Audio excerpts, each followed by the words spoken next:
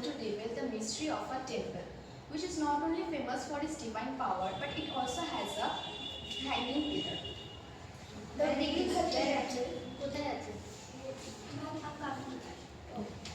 Veerbhadra temple, more commonly known as the Lepakshi temple, located in the small village of Lepakshi, is a stunning example of 16th century architecture. However, among the 70 massive pillars located in the Natya Mandap or in the dance hall, one pillar stands for not for its intricate carvings but for its peculiarity. It doesn't touch the ground. This is the famous hanging pillar of Lepakshi temple. There is a visible gap between the base of the enormous stone beam and the floor of the temple, large enough to pass a thin sheet of paper or a piece of cloth from one side to other. This site inspires centuries of myths and speculation about divine power, lost or hidden techniques. But in reality, there is no mystery at all. The understanding lies in remarkable explanation of applied mathematics and structural engineering. Today, we focus on the hidden science, how static equilibrium and force distribution make a pillar seem to defy gravity. Now, what is statics? Static is the study of physical bodies at rest or in equilibrium. Now, what is equilibrium? A state where all forces acting on an object cancel out, resulting no net movement. Theoretically, equilibrium means zero net force and zero net movement. But in reality, the hanging pillar is safe, but it is not hanging actually. There is a small stone attached at the base of the pillar, which connect the base of the pillar with the ground. But how is it possible for a small stone to balance this huge pillar? Let's see mathematically. So, the weight of the pillar is acting downward, which is denoted as W, and the reaction force RT, which is acting upward into the pillar. And we say the contact points of the pivot point as pivot point, which is the contact point of the base of the pillar with the small stone. Now, due to this pivot point, there is a reaction force RB, which is acting upward vertically. So, for equilibrium, we can say that W is equal to RT plus RB. But here is a question: there is a pivot point and there is a force acting upward and acting downward.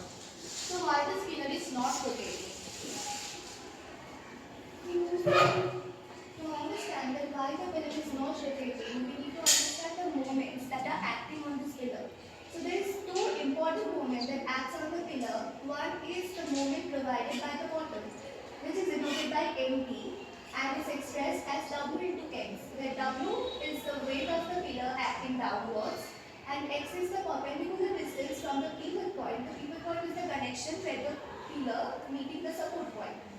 And this moment will try to rotate the pillar counterclockwise. Similarly, there is another moment that's working is MT, which is the top resisting moment provided by the top fixation.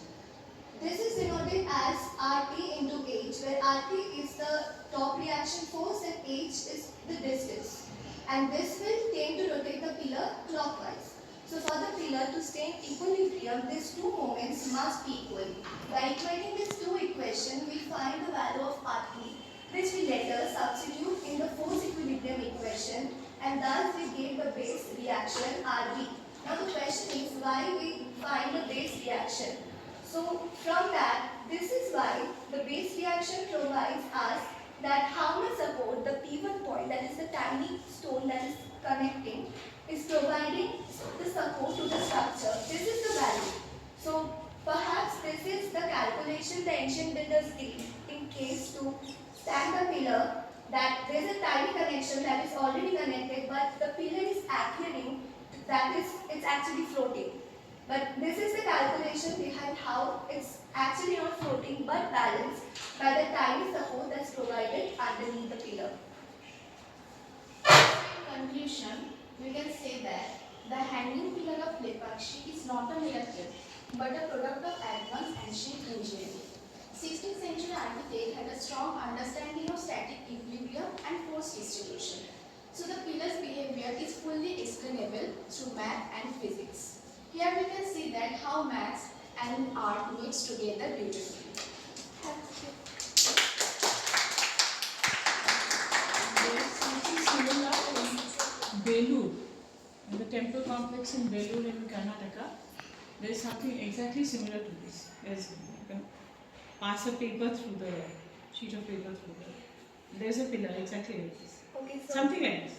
then we need to rectify this. Say this is the only. No, you just check it out. I think there is